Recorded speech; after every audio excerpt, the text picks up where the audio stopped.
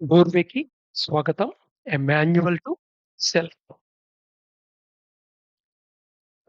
ఈ ఎగ్జిస్టెన్స్ యొక్క ప్లేని క్లియర్‌గా అర్థం చేసుకోవాలి అంటే,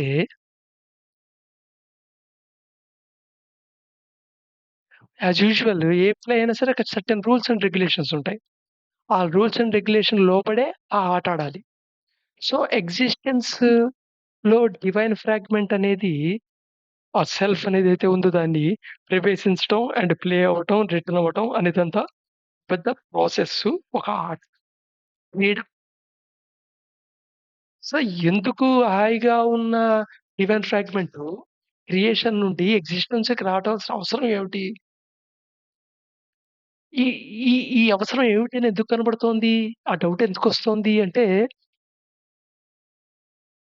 లాజిక్ కాదిక్కడ ప్లే చేస్తోంది. సఫరింగ్ వల్ల. సఫరింగ్ వద్దు కాబట్టి ఇలా ఎందుకు జరిగింది? ఎగ్జిస్టెన్స్‌లో ఉన్న సఫరింగు మనం ఎక్స్‌పీరియన్స్ అవుతుంటాం. సో, అందుకని ఇలా ఎందుకు జరగాలి? ఇలా ఎందుకు జరగకూడదు? ఇలా జరగకుండా ఆపొచ్చు కదా! అన్నీ తెలిసిన భగవంతుడు ఆపొచ్చు కదా! అలా జరగకుండా. అని ఒక లాజికల్‌గా కనపడే ఇల్లాజికల్ డౌట్ కనపడతక్కడ. సో, ఒకసారి రివ్యూ చేస్తాను. ఈ మొత్తం కంప్లీట్ ఈ బ్రహ్మాండాన్నంతా యాక్చువల్‌గా అంతా ఒకటే సేమే మేనిఫెస్టేషన్ అవుతూ ఎగ్జిస్టెన్స్, క్రియేషన్ నుండి ఏర్పడుతుంది. క్రియేషను, ఎగ్జిస్టెన్స్ అనేవి డిఫరెంట్ రూల్స్ గవర్న్ చేసే పాయింట్స్ అని చెప్పొచ్చు. ఓ రకంగా చెప్పాలంటే. ఎగ్జిస్టెన్స్ అనేది క్రియేషన్ నుండి ఏర్పడిందే. మళ్ళా క్రియేషన్‌లో లీనమైపోయేదే. అయితే దీనికి ఎటర్నిటీస్ 21 ఎటర్నిటీస్ పడుతుంది టైము. ఒక ఎటర్నిటీస్ అంటేనే కొన్ని మిలియన్ ఇయర్స్. ఈ క్రియేషన్‌ని, ఎగ్జిస్టెన్స్‌ని మధ్యలో సెపరేట్ చేస్తున్న ఒక రీజియన్ ఉంటుంది. దీన్ని మహా రీజియన్ అని చెప్తారు. దాన్ని రింగ్ పాస్ నాట్ అని మనం పేరెట్టుకున్నాం. భూర్భువః స్వః మహః జనః తపః సత్యం. సప్తలోకాల కింద స్క్రిప్చర్స్‌లో వినపడుతూ ఉంటుంది కదా! దీంట్లో మహా అనేది గురించి మాట్లాడుతున్నమాట. సో, క్రియేషన్‌కి, ఎగ్జిస్టెన్స్‌కి మధ్య బ్యారియర్ లాంటిదిది. Ring pass not. అంటే ఇది ఎన్‌కంపాస్ చేసుంటుంది. భూర్భువస్సువ మొత్తాన్ని. ఎగ్జిస్టెన్స్ మొత్తాన్ని ఎన్‌కంపాస్ చేసుంటుంది. అండ్ దీని యొక్క ప్రధాన లక్షణం పాస్ నాట్. దీనొక ఫంక్షన్స్ అర్థం చేసుకుంటే ఆటోమేటిక్‌గా ఈ పేరు ఎందుకని దాని ఫంక్షన్‌ని ప్రతిబింబించేలాగా పెట్టిన పేరనమాట. రింగ్ పాస్ నాట్ అనేది. మహా అనేది కూడా మూడొంతులు ఏమన్నా సాంస్క్రిట్ యొక్క మూల ఉత్పత్తి అర్థంలో ఇదే ఉండొచ్చేమో నాకు తెలీదు. ఎవరైనా ఉంటే ఆ డైరెక్షన్‌లో ప్రయత్నం చేయండి. సంస్కృతం తెలిసిన వాళ్ళు. సో, ఈ మహా రీజియను రింగ్ పాస్ నాట్ అనేది defects all endeavours to bypass it. ఇక డిఫెక్ట్ అనంగానే లోపము అనేది మనకు తెలుసు అర్థం. నౌన్ అది. డిఫెక్ట్స్ అనేది వెర్బ్.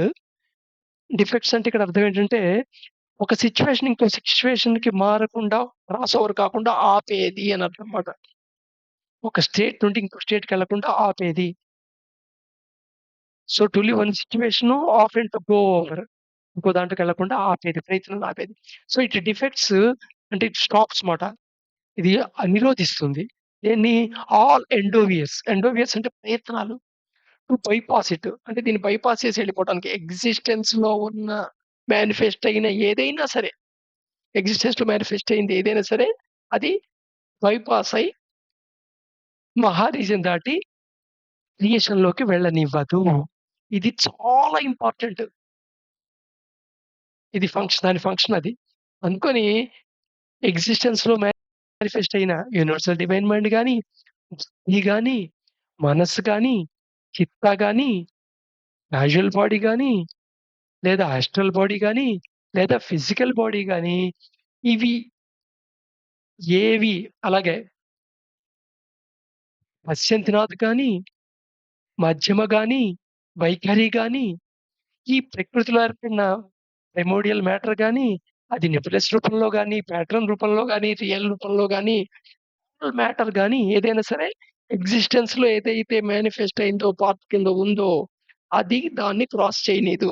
ద సేమ్ టైమ్ ఈ ఎగ్జిస్టెన్స్ స్కీమాటంలో రూల్ ఏమిటంటే, ఈ డివైన్ ఫ్రాగ్మెంట్ ఏదైతే జనహ నుండి క్రియేషన్‌లో ఉన్న జనహ నుండి విల్లింగ్‌గా క్రాస్ చేసిందో, మహారీజన్ క్రాస్ చేసిందో, certain rules and regulation follow అయ్యి, అది నాదిర్ దాకా రీచ్ అయ్యి తే గాని మళ్ళా దానికి బ్యాక్ వెళ్ళటానికి ఛాన్స్ రాదు.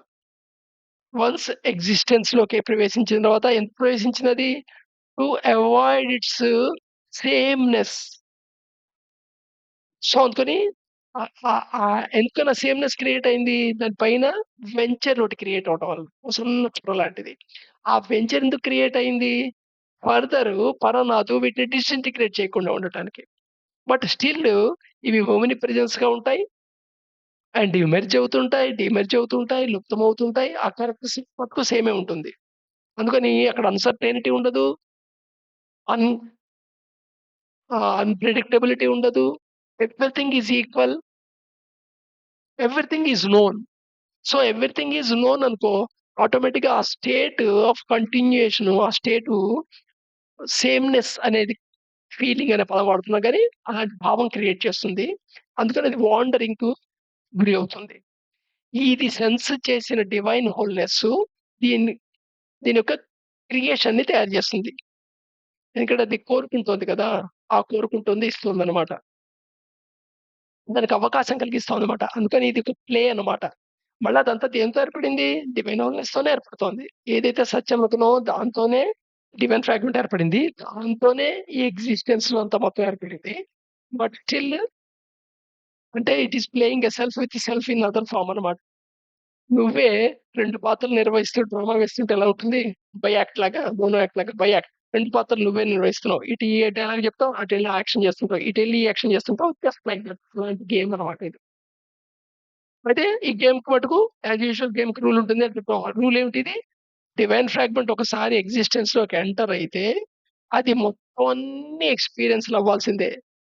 జెనిత్ దగ్గర నుండి నాదిర్ దాకా మొత్తం అన్ని స్టేజెస్ ఎక్స్‌పీరియన్స్ అవ్వాల్సిందే. ఎక్స్‌పీరియన్స్ అన్నీ అయిన తర్వాత నాదిర్ స్టేట్ పొందితే, అప్పుడు దానికి ఎలవెన్స్ వస్తుంది బ్యాకెళ్ళటానికి. అప్పటిదాకా బ్యాకెళ్ళటానికి లేదు. సో, అందుకని ఈ రింగ్ పాస్వర్డ్ ఫంక్షన్ ఏంటి? It has 2 defects.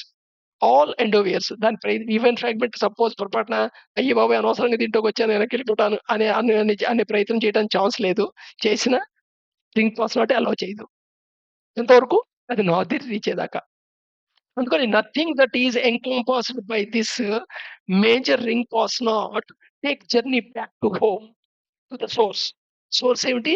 సత్యం. ఆ సత్యంకి బ్యాక్ హోము అది యాక్చువల్‌గా మన హోమ్ అది. We are in exile. దేశ బహిష్కరణ చేయబడినట్టుగా అంటే నిజానికి దేశ బహిష్కరణ ఎవరు చేయలేదు. దేవుడికి కోపం వచ్చి "నువ్వు పో నీకు శాపం ఇవ్వలేదు. నువ్వేదో పాపం చేసావు" అని చెప్పి నీకు శాపం ఇవ్వలేదు. నువ్వు విల్లింగ్‌గానే వచ్చావు. నీకీ ఒక రకంగా చెప్పాలంటే నీకీ సేమ్‌నెస్, వండరింగ్ క్రియేట్ అవుతుందనేది సీడ్ రూపంలో డివైన్ హోల్‌నెస్‌కి తెలుసు కాబట్టే అక్కడ ఎగ్జిస్టెన్స్ తయారు చేయటం అనే ప్రయత్నాలు జరిగిపోయాయి. ఎగ్జిస్టెన్స్ ఫార్మ్ చేసింది. Fulfil your wish. అందుకని నువ్వు విల్‌ఫుల్‌గా లోపలికొచ్చావు. ఈ గేమ్ ఆడుతున్నావు వెళ్ళిపోతున్నావు. That's all. సో, దేర్‌ఫోర్ ఆహ్, nothing that is encompassed by this major ring pass knot can take the journey back to home to the source. ఇవంతా ఎగ్జిస్టెన్స్ ఏర్పడిందంతా సత్యం నుండే. ఒక రకంగా చెప్పాలంటే మేనిఫెస్టేషన్ ప్రాసెస్‌లో. కానీ అక్కడికి మట్టుకు వెళ్ళని విధానికి ఆపుతుందది. ఇట్ ఫుల్‌ఫిల్స్ టోటల్లీ ఫెయిత్‌ఫుల్లీ పూర్తి నమ్మకంగా, సంపూర్ణంగా, పూర్తిగా అది ఈ ఫంక్షన్‌ని నిర్వర్తిస్తుంది. ఎంతవరకు? Till that which is in existence reaches nadir. Existence నాదిర్‌కి రీచ్ అయ్యేదాకా. అంటే ఈ ఎగ్జిస్టెన్స్ మొత్తం గూడా ఇన్వల్యూషన్ అనే ప్రాసెస్‌లోకి గురైంది. ఎవల్యూషన్ అనే ప్రాసెస్‌కి గురైంది. సో, ఈ మొత్తం ఎగ్జిస్టెన్స్‌లో మనకి ఎన్ని యూనివర్సెస్ ఉన్నాయి? 3 యూనివర్సెస్ చెప్పుకుంటాం మనం. సువహ, భువః, భువ్. సో, రేపు రింగ్ పాస్ నాట్ యొక్క నెక్స్ట్ ఫంక్షన్ రేపు తెలుసుకుందాం.